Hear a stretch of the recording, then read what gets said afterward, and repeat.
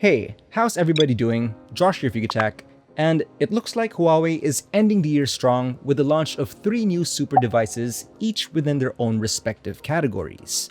The Huawei Nova 9, the Huawei MateBook 14S 2021, and the Huawei Watch GT3. Now, each of these devices are not only premium, but with Huawei's growing ecosystem, they've also got some pretty interesting features. So let's go ahead and take a closer look, starting with the Huawei MateBook 14S.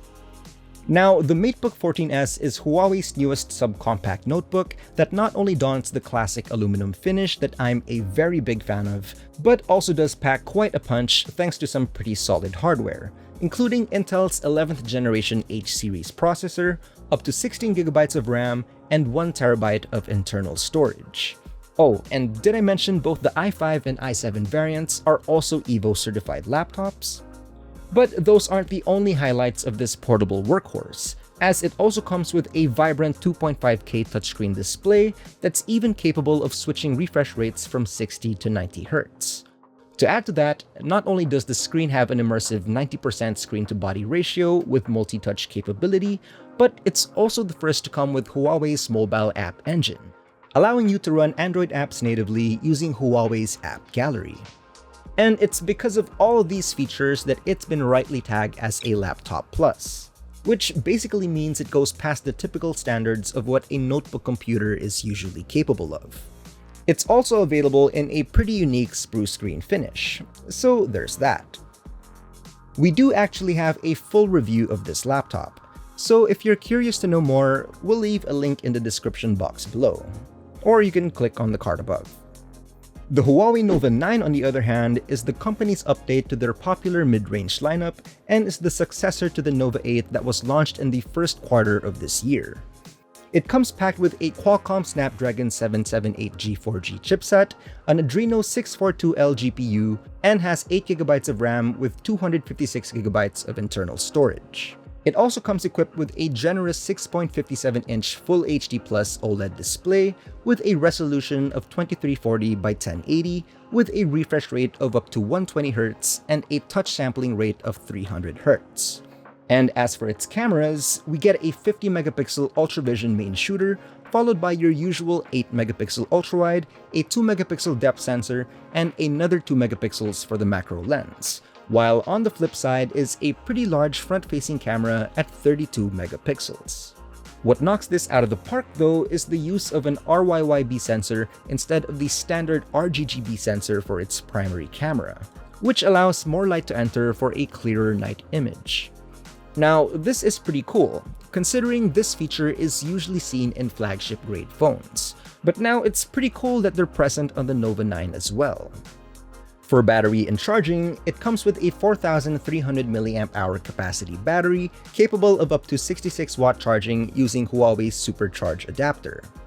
But one of the most important features of this smartphone is that it runs on Huawei's EMUI 12 out of the box, which entitles it to be able to do a few nifty tricks with other Huawei consumer products that we'll demonstrate as we go about this video. And last but certainly not least is the Huawei Watch GT3. For those who want to keep track of their daily fitness, or if you're simply just looking for a fancy-looking smartwatch, the GT3 might be worth considering. It comes in 2 sizes, particularly the 46mm model which we have with us today, as well as a 42mm model for the ladies, or for those who simply just have smaller wrists. Apart from its capability to take calls and receive notifications via Bluetooth, it's also quite nice for those who live an active lifestyle, featuring a personal AI running coach along with over 100+ workout modes that are available to choose from, such as cycling, swimming, and even yoga. All of this is packed in a vibrant AMOLED color screen with a 1.43-inch screen diameter for the 46mm and 1.32 inches for the 42mm model. It has a stainless steel top front case with a rotating crown for you to easily navigate around the interface, as well as a heart rate sensor underneath. There's also an active SpO2 oxygen saturation sensor, which measures blood oxygen indirectly by light absorption through a person's pulse, which is pretty convenient for people who are always on the go. Finally, both watches come in their own versions of either leather, rubber or metal straps to suit it to your best liking. Alright, now that we've checked each one of them out briefly, how do these three fit into the puzzle of Huawei's ecosystem? Well, with the rise of IoT devices, users are slowly being exposed to more connected devices. And Huawei has been one of its biggest contributors, since they've been largely committed to building an intelligently connected world through seamless artificial intelligence. And one of the ways that they've been achieving this is by incorporating their very own 1+8+N strategy for their hardware ecosystem.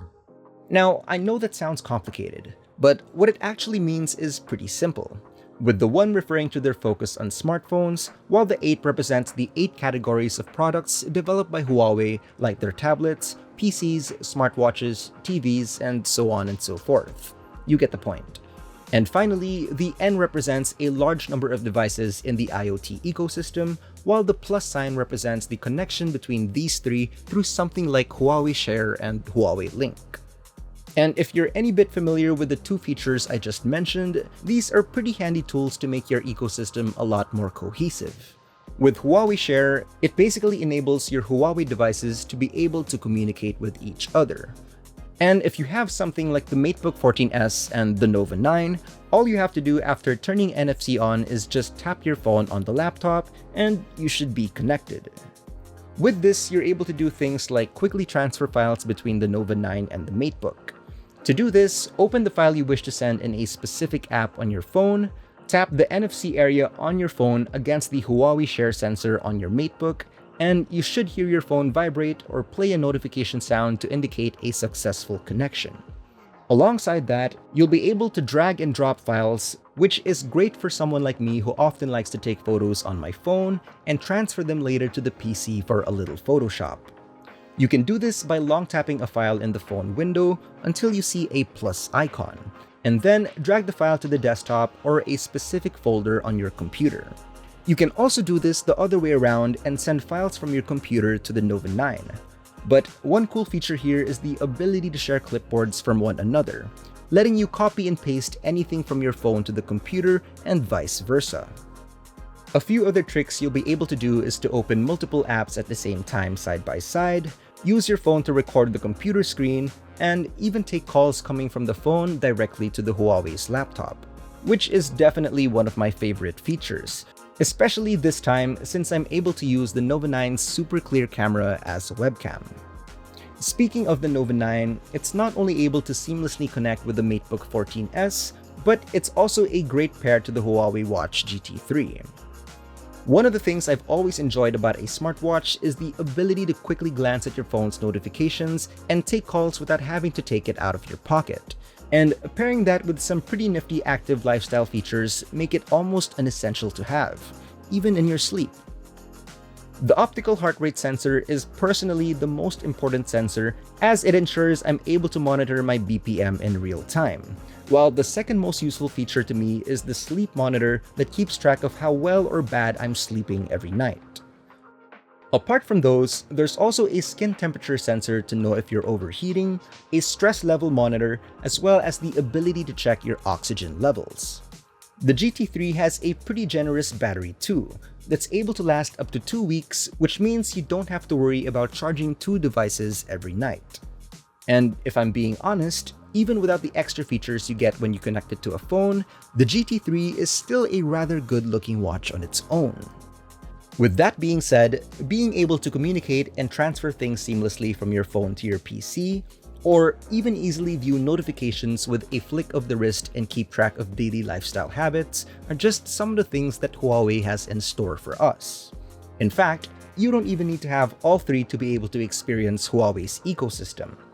If you prioritize more on work or business, then having the MateBook 14S alongside something like the Nova 9 should be perfect if you're into multi-screen collaboration. On the other hand, if you're more of an active person, maybe the Nova 9 and GT3 are a better pair to start off with. But one thing is for sure is that it's clear Huawei's ecosystem has grown exponentially since we've first seen it. Despite going through a few obstacles down the road, it's very impressive to see how far Huawei has gone. And I'm confident that this is only just the start to a new journey for the company. Yes, there are other ecosystems out there that others might prefer. But if you've already gone through those and you're still looking for something else, then maybe this one is worth a shot trying. As for how much each of them costs, we'll run them by you one by one. For the MateBook 14S, the i5 variant with 8GB of RAM and 512GB of storage will run you 68,999 pesos, while the unit that we have, which is the top of the line model, is priced at 89,999 pesos. The Huawei Nova 9, on the other hand, is tagged at 23,999 pesos and is available in 3 colors, namely Starry Blue, Crush Green, and Black for those who want to keep it simple. And finally, there's the Huawei Watch GT3, which does come in 2 different sizes. The 46mm model is priced at 12,899 pesos, while the one with a smaller 42mm face will have a starting price of 8,499 pesos. Both also come in their own versions of either leather, rubber, or metal straps for you to choose from. And that about wraps it up for this video. But as usual, what do you guys think about it? Let us know in the comments section down below, and if you enjoyed this video, don't forget to leave a like, subscribe to our channel for more content, hit that bell icon so you guys don't miss any future uploads, and be sure to visit yugatech.com for the latest tech news and reviews. Once again, this has been Josh, stay safe, and I'll see you guys in the next video.